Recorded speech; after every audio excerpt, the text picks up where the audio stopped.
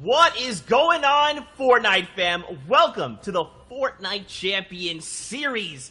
After the heats yesterday, we find ourselves here at the summit, the Fortnite Champion Series Grand Finals. After today, one player in every region will be able to hold the Axe of Champions high. The hype is here. We are excited, and we cannot wait to get into things. If you're joining us at Party Royale, what's up, everybody? Thanks for having us. We're here to have a good time, watch some cool Fortnite action, and of course, don't forget to use your favorite emotes, throw the grenades around, purple, orange, whatever your favorite color is. We'll have a great time. With that being said, I'm your host, Zeke. Joining us here on the analyst desk, we got Shy Wager, we got Bala TW. Guys, I mean, the hype is so real right now.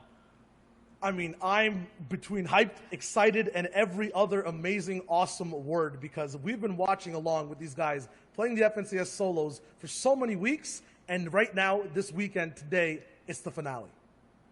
Yeah, it could be more exciting because grand finals for FNCS always means that we get some very, very exciting competitive Fortnite action, and we're going to bring the energy, we're going to bring the fire, and I know these players are too. Oh, man, of course, we are going to get into the show, but first, very quickly, do not forget, we are tuning into all things EU. We are going to take a break, and then later on, we'll be back to wrap up NA East on the day. With that being said, let's take a look at the format itself. Yesterday, we saw the heats break down 100 players, but only the top 25 advance, and now they find themselves here in the grand finals. Yes, heats, these were happening yesterday. Now it's the 100 best players all the way from the thousands, hundreds of thousands that's played, 6 final matches, 1 FNCS champion per region, and this is the format that breaks everything down. Yeah, if you're unfamiliar, you get placement, or you get points for placement, you get points for elimination. 14 points total for placing highest, for achieving that victory royale, and that will matter so much over all of everything, but you've got to find the balance. You've got to find some eliminations because that is kind of some guaranteed points every time you pick one up. And the placements, well, you got to see how it is. It's very difficult to actually accrue these in a competitive game.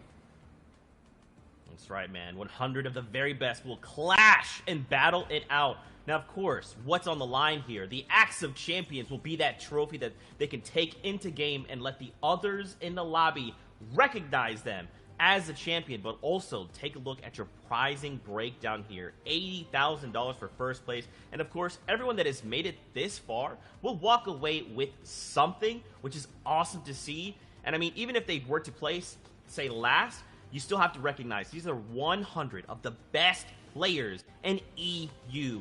Make sure to recognize them for their skill. Here is an overall breakdown of EU.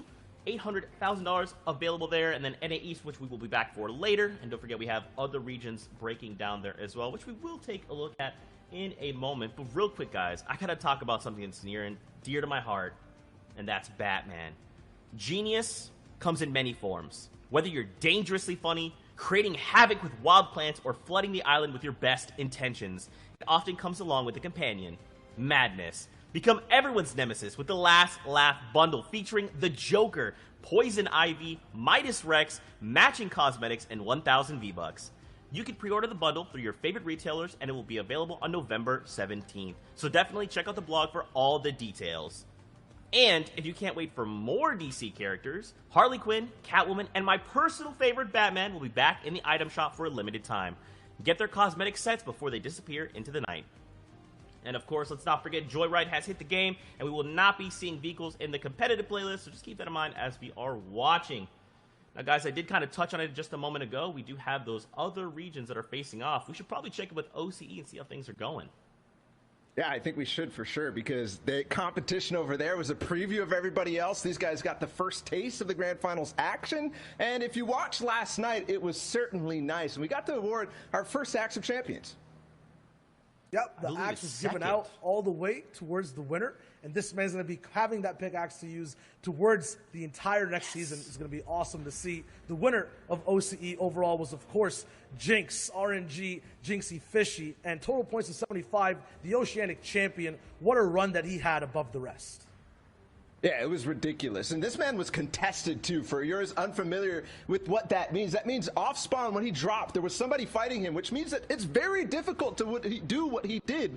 But 75 points. And something else to note about Jinx, this is a man of stature, somebody who has won the previous FNCS. So he was already holding on to that Axe of Champion. He gets to maintain going into this season. Winners stay winning because as well, from second place all the way down to 10th, very familiar names.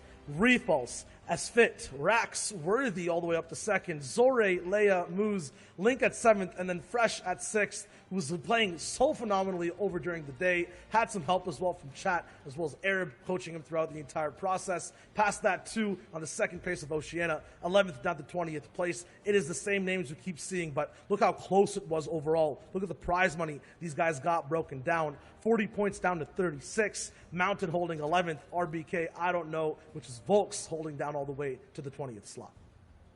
Such a close competition, and this is going to be a nice identifier here as we get ready for EU. I mean, watch these point thresholds. Look at how close that is. We will more than likely see this in EU unless someone decides to break away. With that being said, though, Asia also has a champion. Fram #1 holding down that #1 spot, 47 points, no victorials, but 11 elimination and an average placement of 25th. That in itself is a statement to be made, and now he will hold the Axe of Champions high. But it was so close, Zeke. Look at the eliminations, 11 for him over 6 games. That is slightly under 2 elims. And you know what? It counts. Everything matters. Tiebreakers certainly do in this case. 3 people tied for points at first place. That is ridiculous. Unheard of. Haruhiko coming in second, and Peter Pan. Unfortunately, these guys fell with the tiebreaker of eliminations. Fram will win the Asia region. Still, another tiebreaker back-to-back, 44 points, 4 ways through, from 3rd all the way down to 7th place. That is insane to see. Still, that story continues on the second page. Asia was so close, so competitive. And as you mentioned, Bala, every elimination did indeed matter. Once again, Rizart down to Riru from 11th to 13th place. They were tied. You go all the way down to 18th to 20th. Wildhawk, Bob, these guys were tied too, and it was their individual performance every game that stood out. So remember, every single game we watched today, every single play matters the most. That's right, man. And this is something we're going to talk about for the whole time, right? Is every interaction matters. Every time 2 people square up, one of them will be eliminated, while the other is allowed to continue moving and continue earning those points, while the other that lost has to wait. They have to reset and come back into the game with a fresh mindset and hope to earn more points. And these guys have been doing it all weekend long since Friday. They've been playing in these set lobbies, these very difficult games, and for some of them, they're done. They've already played it through, but for others, regions that we're looking forward to, EU up next. And these guys have such a competitive field. Look at the first list of qualified players, and that is just 1/5.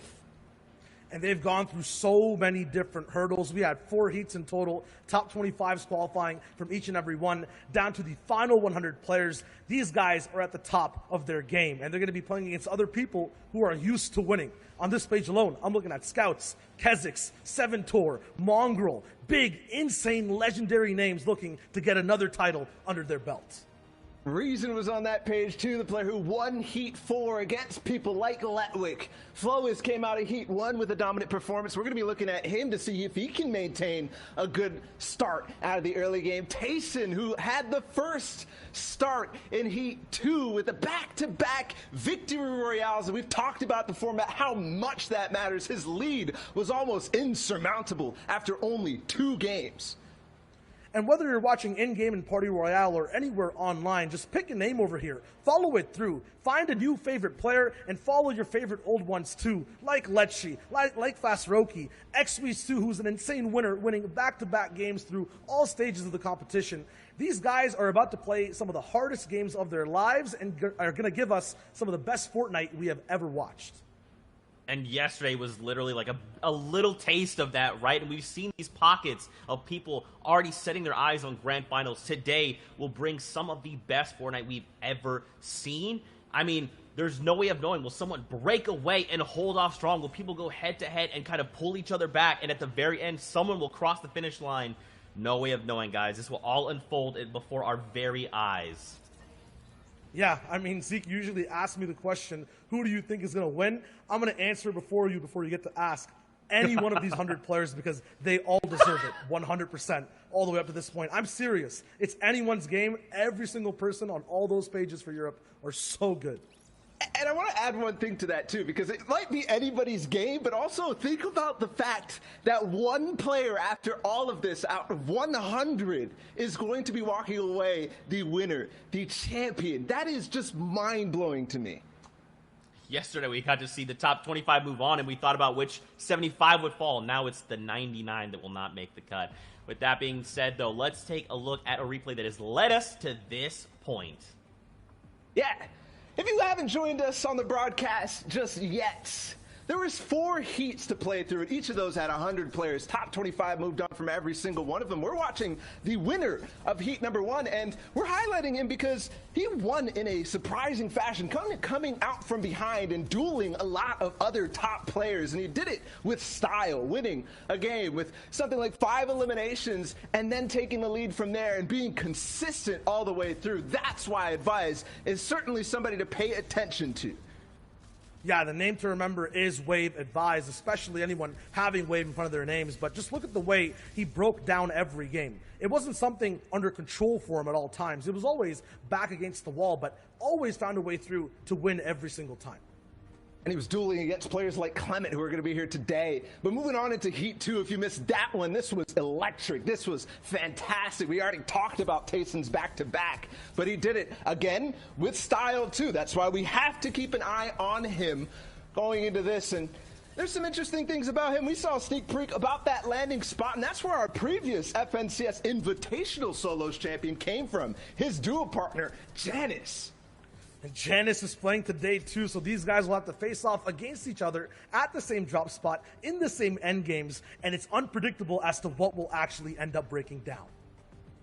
There's another player too in that heat. It was Kinzel. They ended up dueling. Also somebody who came out of Steamy Stack, so we'll have to keep that in mind. But moving into Heat 3, this is something that caught a lot of people by surprise. Why? Because Xweez, while he has been pretty consistent overall, his placements in FNCS and other tournaments like that, nobody expected what he did throughout the qualifiers. Nobody expected a second place on day 3, into a first place on day 4, into a first place in the heat yesterday. The most surprising performance by far, absolutely, and the most impressive in style. XP's always puts himself into positions where he can show his flair, show his aim, and give us a good insight to what shots he likes to take. All these shots always culminate to a win. Just look how fast he is past edits, landing the bullets that he needs to land to be able to get eliminations and then win games close range, 4 people back to back, and he did this in multiple games. And that's not all. While Xweez might have dominated his heats, there's still one more. To find the last 25 players, we had to go through one of the most difficult ones overall. There was players like Mongrel in the next heat. There was players like Reason, and those two have been going back-to-back against each other for quite some time, starting from the day 1 3 weeks ago. But Reason showed up again, and even though they dueled and took first and second in this heat, Reason seemed to come out far and ahead, the champion of that heat. And for one reason, I think, no pun intended, the Holly Hedges uncontested drop spot. Yeah, with no one fighting you down early game, you have a huge advantage on playing the rest of your game out, going for positions, going for wins. That being said, though, Reason and Mongrel are going to be able to battle it out once again here today in these grand finals, and it's the final round for these guys to wrap up their story. And the important thing to note from Reason, he did win back-to-back in heat number 4 yesterday against players like Letwick, who had even Kit Shockwave Launcher to try to put him down. He does not care and will go for the biggest streak of 2 back-to-back games in terms of eliminations and wins. So that total amount of points, ridiculous from Reason. We'll have to see if he's in form today. That's the biggest question across the board, right? Who is in form? A lot of these players, they already know the field. They've already scouted each other out, and just like we've done our research, they have too. Now the question is, who will hold strong and who will walk away the champion?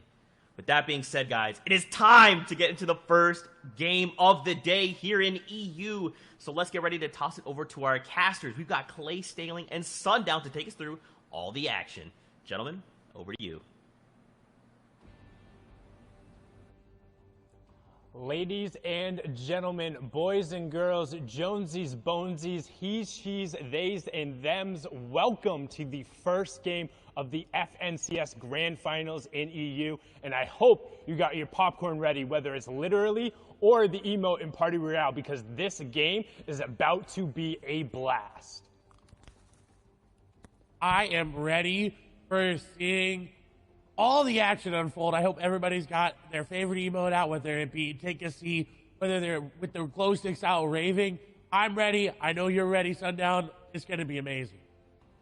Enough from us. Let's take us into game number one. The analyst desk set it up so well. Shout outs to Zeke, Bala, and Showager. But now we're into match number one. This is it. 6 games to decide who will walk away with that Axe of Champions. Who will be the top player in arguably the most competitive region in Fortnite. It does have the most participants, and there's $800,000 up for grabs here, and here's the initial drop spot. And it looks like everyone's sticking true to where they planned on dropping. We have 3 players in Steamy. We've got, I think, only 1 or 2 players there in Catty Corner, 4 in Lazy Lake that we've seen time and time and again from Europe. And, of course, we've got Rezon and Holly Hedges, and it seems like he may be alone. And one of the best comments I think I saw coming out is, wow, everyone is really scared of Rezon. And if you look at some of those early game drop spots, both in heats and I'm assuming now in the grand finals, everyone stays really far away from him. And you can see that in the bottom right-hand corner on the map. Not a single triangle remotely close to him representing another player. That's because he's done such a good job over the course of the entirety of this tournament to stake out the claim, and then also getting a nice little elite chest right there, granting him the legendary burst AR, and he's set to go now. He can begin his rotation and head to center zone. He has those 6 crash pads, which we've seen him execute on so well, and he's basically set to now just farm the materials he needs and transition into the mid game. However, we've seen him go aggressive time and time again with this similar loadout, as now we swing on over. And you saw how careful he was being. He wasn't taking a chance looting that chest. He didn't want anything to go wrong in game number 1, because that sets the pace of your games going forward. Whether you get out to a head start or whether you get to climb your way back from an unfortunate off-spawn elimination. However, Hen, on the other side of it, does have players nearby. Loadout not as great as what we just saw on Rezon, but someone that also did very well in the qualifiers. Came out, and I believe we got a 2nd place there in one of the days. He's got that Cyber Rivals territory, and he's looking. He's peppered up. He's looking for an elimination. I think he's going to be able to catch this play off guard. Snipe going to come through. He's going to wait, and he does. Ardent's going to go down. Elimination comes over for him.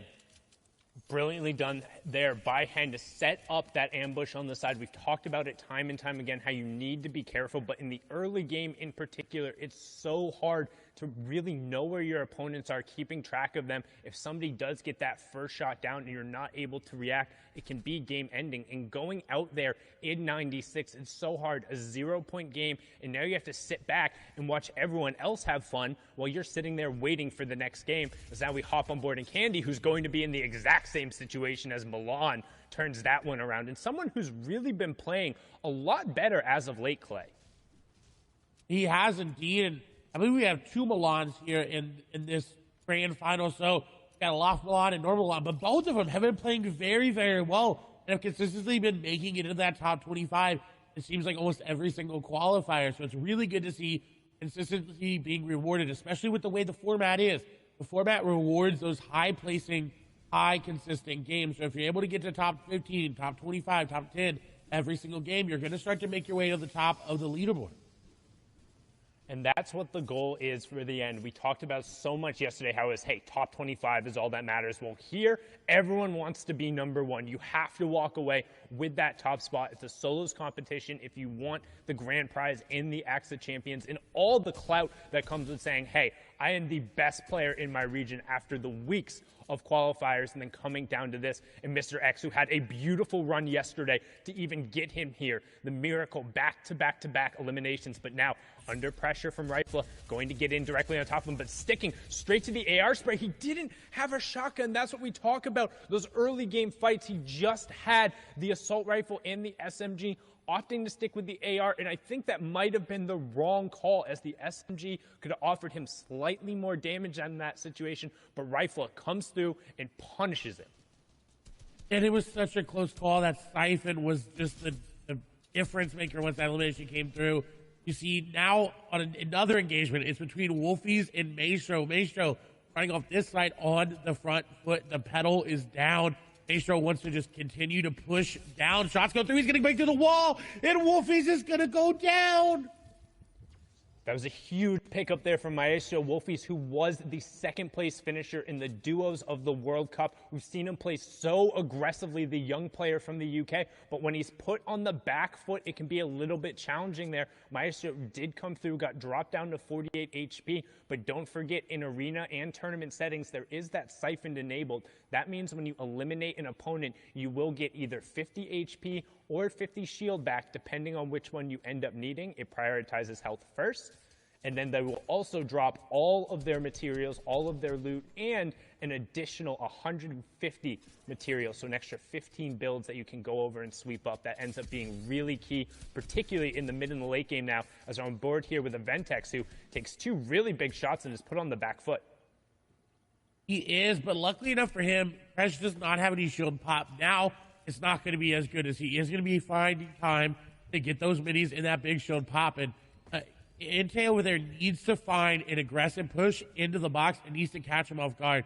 If Ventex is not able to get this medkit off, this does not look well for them. But it seems like the medkit will be popped, so he does get back to fighting HP. Under 50 HP is enough to withstand some shots. As Crash is now on the back foot, that's exactly what he needed to do. He needed to turn that defense that he was waiting on into that offensive moment. And now Krez is in a very bad situation. 6 builds remaining. No HP to really work with. He's going to have to hit a really big charge shot there. Dana coming through, not going to connect on these shots. He goes to the box, but Krez hits the shot, and that's another elimination for him.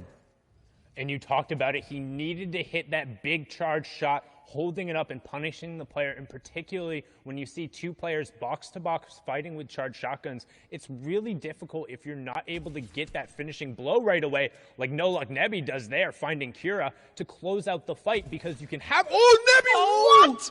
Don't even forget my point there. Nebby showing the power of the hunting rifle, showing up, catching 2 players on the outside. However, look in the bottom right-hand corner. A 3rd player is now rotating by. So can Nebby get all of these resources and get out without getting engaged on? But those are 2 monstrous shots. He's got to feel confident there, and definitely not living up to his name. Plenty of luck going on.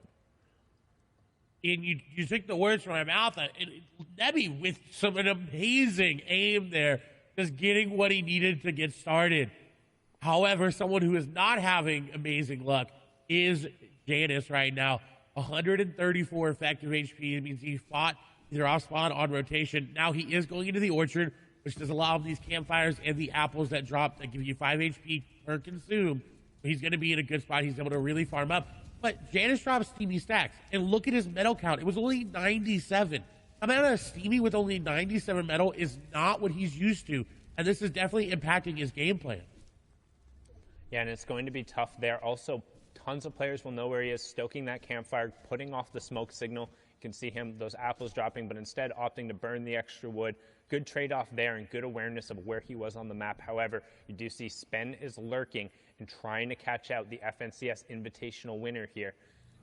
Janus over on the side, and he gets him real quick. That's the problem. Again, we talk about it, the hunting rifle on the side. If you're not ready for it, it can be a game ender right there. You get caught out farming.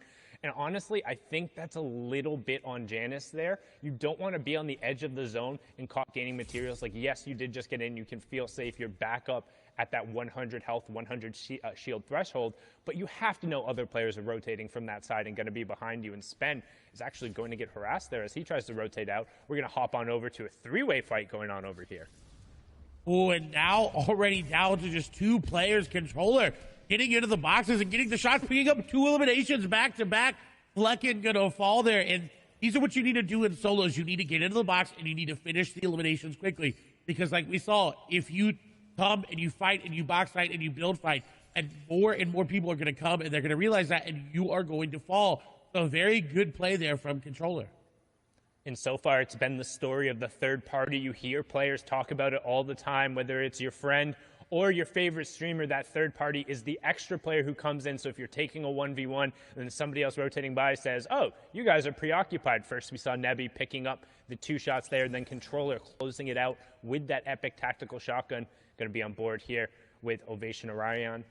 We've seen him pull off a number of plays, but again, really good at kind of those ambush-style tactics, as you can see here, trying to set up a little bit on this player who's rotating in front of him. You can see the map in the bottom right-hand corner. That is the next storm zone revealed, so you can see we're pulling a little bit central. We're just kind of south of the Authority, or just over the Authority, with a little bit of a southwestern side there. So most of the players will have time. The Slurpy Swamp players will have tons of priority, and Storm Surge has just turned on, which is something you might not be familiar with if you're watching there. So Storm Surge is actually on in every game, but is only activated when you're above a certain number of players left. That number of players for the third zone is 70. So with 83 players currently left, 13 will be impacted. What it does is those who haven't done enough damage to the opposing players will then take 25 damage every 10 seconds. It's to try and encourage a little bit of active play, which we see here from Orion taking out Queasy, who's going to be queasy about that, just being game-ended right there before the rotation occurs, not picking up any points in that match. And what a smart play. He went in different angles and didn't just crash pad off the top, because he knew Queasy would have been expecting that, and found an angle, got in the box, got the elimination. That also, with Storm Surge, it causes people to make plays like that. Arion may have decided that, you know what, a couple tags were good, I'm good to go, move on. He's put him pretty high up in the Storm Surge, but he didn't want to take the chance. He wanted to make sure he was above at least 100 damage on the threshold. So he decided, I got to go in, I got to get in the box, because when Storm Surge starts hitting you, nobody's going to let you shoot them. No one's going to let you even look at them. They're going to be sitting in their boxes. They're going to sit there and wait and not even open windows, not even make any movements, because they know, hey, that guy's getting hit by a big purple lightning bolt. We can't attack him. Well, all of a sudden Phoenix is actually going in, but maybe a little bit of a misplay, he gets eliminated. Gets punished right away, and Tigwe has everything you could possibly want for a box fight there. I mean, just look at the loadout, having the epic tactical shotgun, the epic burst AR, crash pads, plenty of shields. So Phoenix might have felt a little pressure to go in and create some space, but Tigwe punishing very succinctly there, as now we swing on board. Milan, Seventor, Kiko, and Anas all directly on top of each other. They become legends. Anas has played incredibly well. Clement also joining in on the party, and this is what we talk about, that Storm Surge. All the players who below, Anas being one of them, are going to be forced to find tags. That damage is going to start coming through. He's going to need to convert on it, and he converts brilliantly there, picking up Supremacy's Clement in number 1 elimination, and also closing in on that first placement threshold, Clay. It was such a beautiful play by Anas, because he knew Clement had that bush. He said, you know what, he's going to go for the pickaxe. I'm just going to go ahead and edit that wall out so he can get the initial shot, and that got him the elimination. That initial shot there gave him the damage just to follow up with another tack shot. And with that rare tactical shotgun, it does a lot of damage if you're able to hit all the pellets, and that's exactly what he did. Now, on his way, he got the Pepper placement threshold, just came through as well, and now he's moving in. He's got a very great loadout to secure himself a very good placement here, and we know Anas is very, very capable, like you talked about, and he's already stalking another player. He's looking to take down AX Controller. Yeah, and that's Controller 007 from the FNCS Invitational. We saw him have a number of really solid performances. Still need 3 players to go down from that Storm Surge special, but Anas just trying to kind of follow in this rotation path, get as close to center of zone. So if you're kind of new to watching competitive Fortnite, joining for the first time in Party Royale or Twitch or YouTube or Twitter or WatchFortnite.com, what do you care about as you're watching this game, as Anas will take it down, or what are you looking for? Mongrel and Thomas HD also picking up eliminations to put us below the Storm Surge threshold. The first thing is whether or not people are picking up eliminations. You can see that to the right of the player's name, that's right next to kind of the little mark there, and that will represent 1 point every single time as they go through. Additionally, you're worried about them picking up placement points. In this format, the first one occurs after 25 players have gone down, then the next one occurs after 50 players have gone down, then it's every 10 and 5 players. So when somebody ends up falling in 41st or 31st or 26th, that's a huge changeover. But now, during the middle part of the game, as everyone's rotating through, what they're looking to do is establish space for themselves, make sure they're safe, and then find tags so they're not threatened by that storm surge that we were talking about ahead of time. As now we hop on board here with MCSX Squeezy, who has placed top 25 in 78% of his games this FNCS, best in the EU. And that's something to contrast with the fact that he also plays really aggressive in the early and the mid game. If he gets caught out and he's able to convert, he's had some of the highest elimination totals throughout the entirety of the FNCS, Clyde. And I was going to say, I'm surprised he's not going into this player's box that's literally just fishing in front of them. Someone else tried it, and he's waiting. You can tell he wants to get into this box. As soon as he sees that player start to make moves into the other box, or maybe he finds out exactly where they are, he wants to go in. But he's got Letwick right above him, so you can tell he's being a little bit more cautious this time around. In the heat and the qualifiers, he knew he had a little bit of leeway after that great performance that he had. He was able to play a little bit more aggressive and still get top 25, which is insanely impressive. Now, the biggest impact of the game right now is going to be this Kit Shockwave launcher in Thomas HD's inventory. He's already got the elimination because of it. He's also already near the next zone. He doesn't have to rotate very far, which is really good for him because he only has 94 materials. He only has 94 materials, and he's right by the priority on high zone. This is the 4th zone, which means it's the last safe zone that's completely inside the current safe zone. After that, the 5th one will be the half in, half out, which kind of signals the transition into the end game as Thomas helps end Sebi's game there. He's going to be sent back and have to queue up after that, and Thomas hits him with a favorite emote. Hey, if you got that emote and you're in Party Royale, mimic it right now. Let Thomas know you're with him and sending him the aid, because he has a really good shot to ride this game out with where he's positioned, because after the 4th zone, you don't want to head super central. So all of a sudden, if that half in, half out zone pulls to the south and is on this high ground, and he has all the Shockwave launcher plus a launch pad plus the Mythic Charge shotgun, it's going to be really difficult to force him out of a priority position. He's going to be somebody to watch over the course of this game who's going to impact the other players around him. And he's already doing that just with his AR. He impacted Sebi. He's going to take down passive. And this is very, very good for him because he doesn't have to go too aggressive to get these eliminations. They're kind of being handed to him here as he's just taking a grasp of his surroundings, looking at every possible angle and getting eliminations. And speaking of that, Mr. Savage going to pick up an elimination there onto Verstroki. Yeah, and you can see that action kind of being driven as players are forced to rotate in and start to get priority position, because it's not only just about being safe here, it's about establishing yourself for the next rotation, because that half in, half out is so important in terms of priority. But right now, Reason is 5 below the damage threshold. So once this zone clears, he'll start ticking. You want to keep an eye on the top left and then the bottom right-hand corner. That number will need to drop down to 50 players before Storm Surge turns off. And if anybody we're watching is below the threshold, they'll start taking that 25 damage every 10 seconds. And Reason just able to get himself above it with a nice tag there, and he's starting to get aggressive. We talk about the utility of the crash pads. We saw it in the package beforehand in Ball and Shadow. Talked about how good he can be aggressive on the low ground, and he gets Heatsy there, which is a huge elimination as well, because he pulled that half in, half out zone we talked about. Everyone who banked on it being up on the high ground saying, hey, if it pulls up here, I can win the game. Well, they were wrong. It pulled away from them, and they'll be the ones who have to rotate as we hit top 50, meaning Storm Surge turns off, second round of placement points goes through, and everyone is going to be rotating now. And you saw Savage just waiting with that edit open. He was looking for any possible angle to pick up an elimination. Lois as well. He's kind of fashioned himself a little bit of a base here that's got these pyramids edited in a nice way so we can see down on players rotating. And this is where you want to be. If you do pull half in, half out, you want to be looking for players. You don't want to be exposed, because obviously that you could get sniped like Flois might do here. Some people, Mongrel picks up an elimination as well, so he's still here in this game and still fighting as well. As Lois is trying to snipe somebody out of the sky and was not able to hit it, but a valiant effort. Valiant effort, but just a little wide. Might have given him a haircut, but not going to connect. No Storm Surge tags in play there as we see Kami pick up a huge Elim. Flo's trying to get involved here, finds the first attack shot, gets the second onto Vadil, who had picked up Savage. So Savage, again, going down early, only picking up an Elim and the 2 placement thresholds. 3 points for him there. As we continue through, you can see Flois and Scribs still in.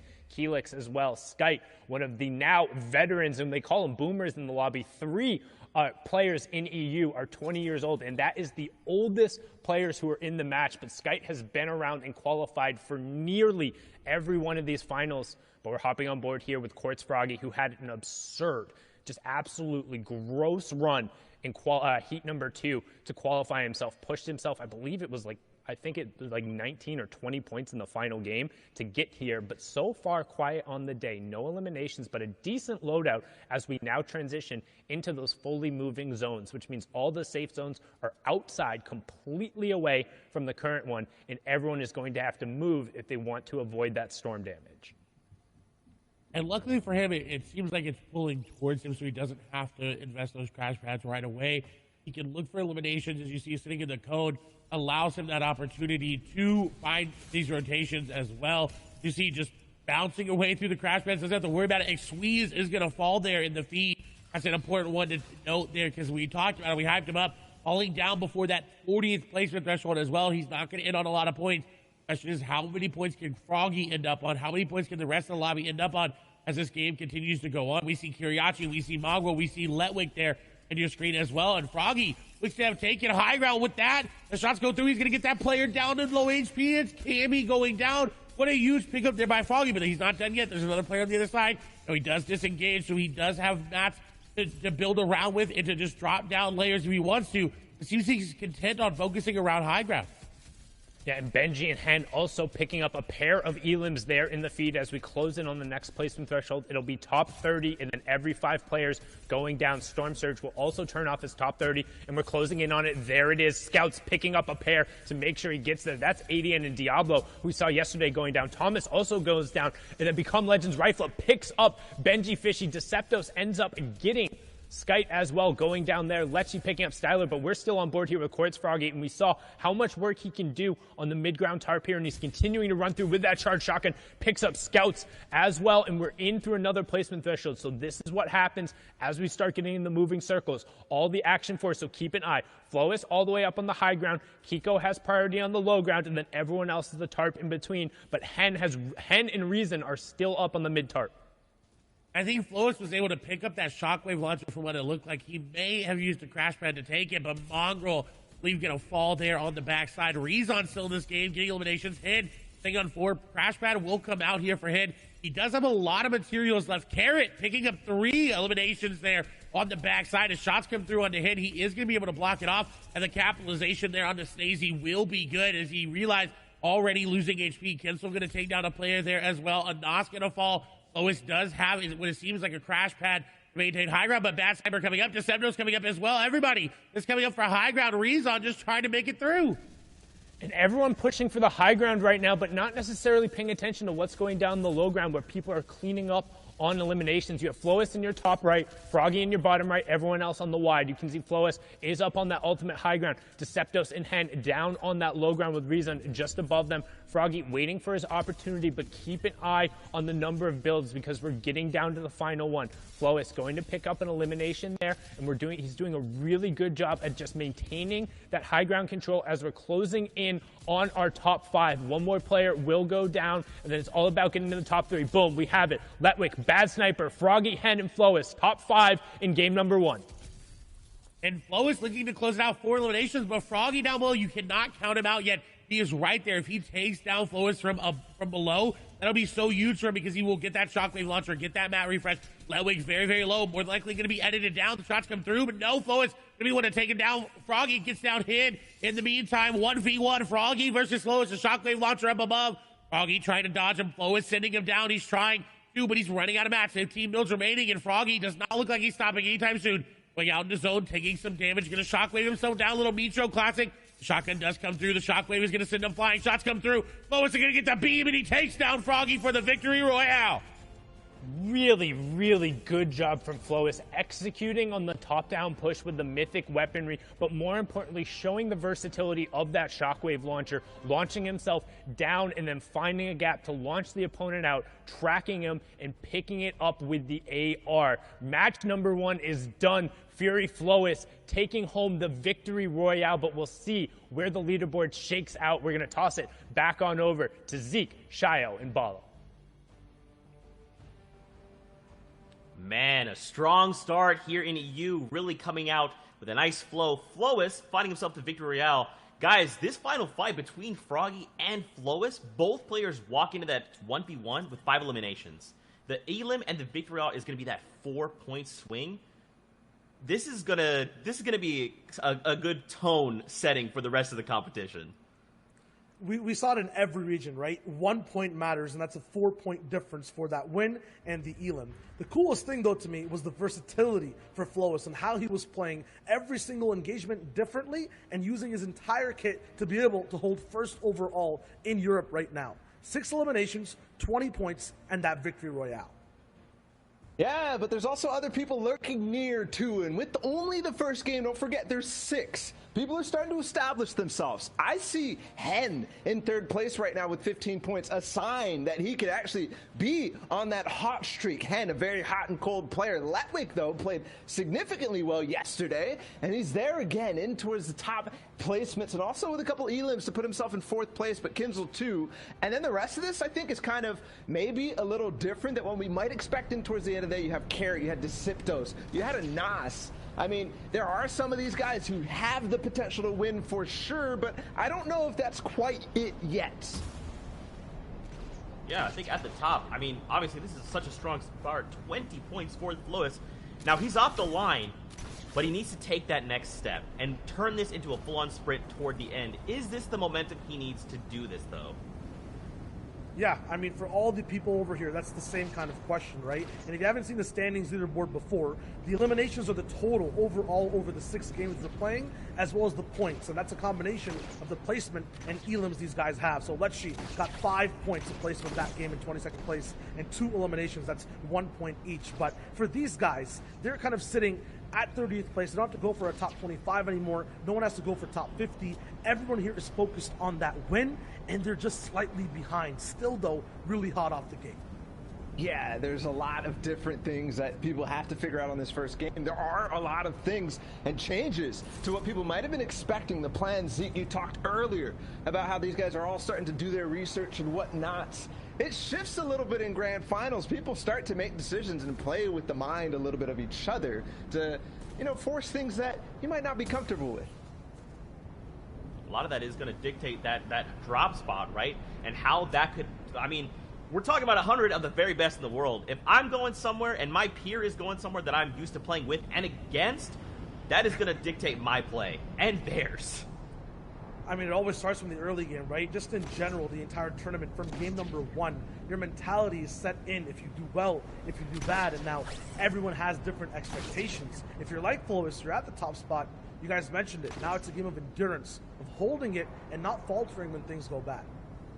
And in the grand finals, we have seen tournament after tournament. Being uncontested increases your chances of winning tournaments by tenfold, if not more than that. So being uncontested means you have nobody landing with you. You might be familiar with landing in a hot spot. You don't want to be doing that in grand finals or in set lobbies at all.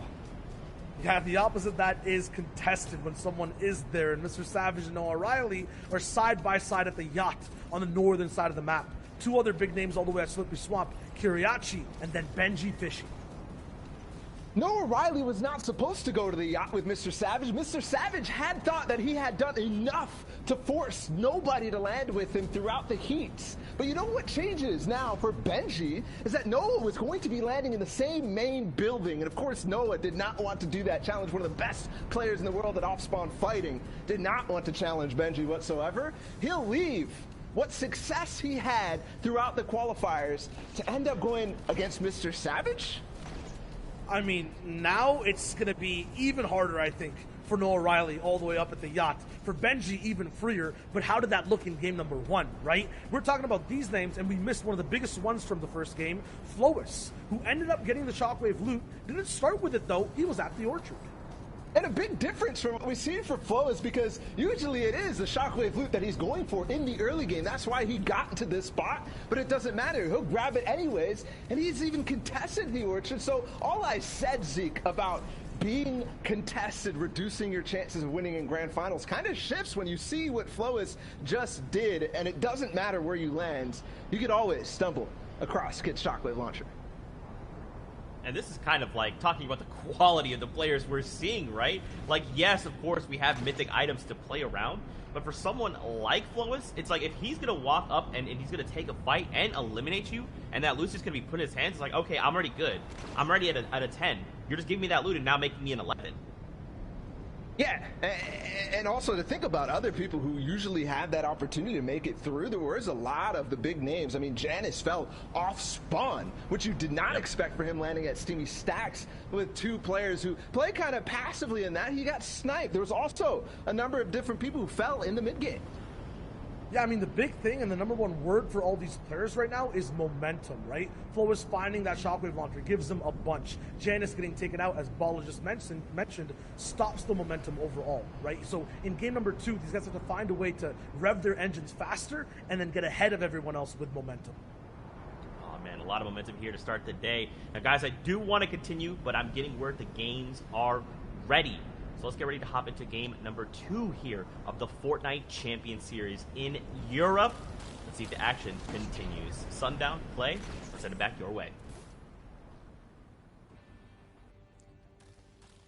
Thank you so much, Zeke, Shio, and Bala. And I mean, I'm just so excited to see, because I'm a personal fan, or like I'm a advocate for the fact that game 1 is a nice way to set the tone, but you really get an idea of how the leaderboard and how the lobbies are going to play after game 2, because particularly with solos, it's about consistency and who's able to turn over a performance from one game to the next and continue it rolling. And you're really able to see that going down in the second match.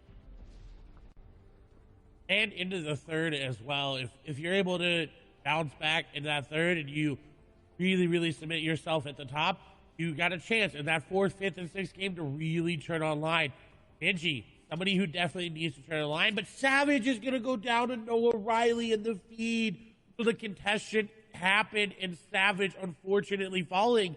Looks like Benji is trying to take down Kiriachi in the time being. Yeah, Benji trying to set up one of those ambushes here on the side. You can see him trying to pick up Kiriachi as he's going right for those slurp jugs. He is going to find the initial burst shots there, opting not to use that sniper rifle and instead closing the gap on him as fast as possible. We'll see if he's able to get it. White tags coming through, using the tac shotgun and the high rate of fire to push through the box. And well done, Benji. We talked about the contestant over there, and he says, 0 out of 10 for the effort. The Russian judge doesn't even give him a point. Benji taking it down there, and that's 2 elims right off of the start for him there. You can see in the bottom left-hand corner, the 2 most contested areas are Rig and Salty Springs, each with 5+ players right now. So a lot of space being pushed out, and it's interesting to see 5 players in Salty. I mean, effectively, you're all taking one house of loot and saying, I hope this is enough.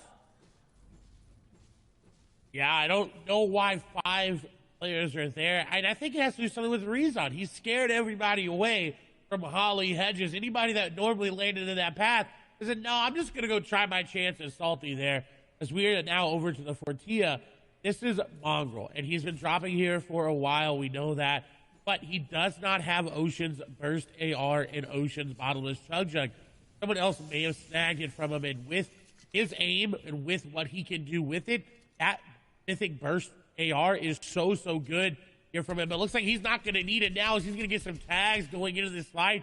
That player going to have to back out. Mongraal, though, not going to let him do it. He's got to be careful. He is running out of AR ammo, but he says, you know what? Who needs an AR? I got a shotgun and a crash pad. I'm going into the box. He is going to miss the jump a little bit, almost deploying a crash pad there, but the continued pressure that he's keeping up is trying to keep this player from going any higher. And it's Smudge just trying to get away. He's got a little sliver of HP, but Mongraal going to get in the box and do that Mongraal classic and get the elimination. And he had to resolve that fight right away, because even picking that up with the additional match drop now only has 52 materials. And while he is in the zone, since it did pull towards that south side, he's going to need to find it. And with so many other players around this area, it's going to be really hard to max out quickly. But now let's hop on board with our match number 1 winner. As you can see, the format in the right-hand side, each elimination being worth a point. You can see once you get into that top 10, you'll have 8 placement points going through, all the way up to 14 for first.